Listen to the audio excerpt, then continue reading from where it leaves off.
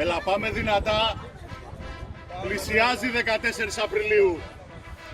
Πάμε.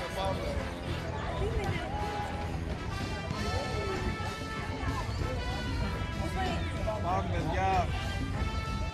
Όλοι δυνατά.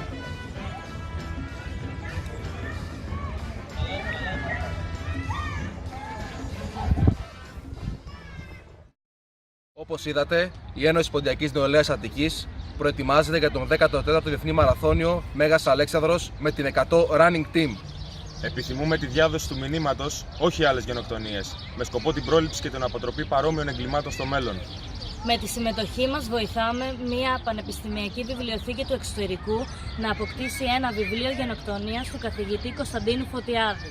Με τη σειρά μας προκαλούμε την Εύσυνος Λέσχη Αχανών και Αττικής σε Καπετάν Ευκλήδη. Την Ένωση Ποντίων Περιστερίου.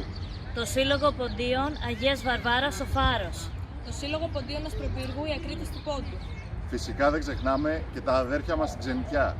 Τον Αλέξανδρο Μυριούνι από τη Γερμανία. Τον Νίκο τον Χατζηδαβιδίδη από τη Σουηδία. Και την Ελένη Μπουκουβάλα από την Αυστραλία. Φέτος Τρέχουμε για τη μνήμη, τρέχουμε για τη ζωή. 100 Running Team! Όπα ρε παιδιά.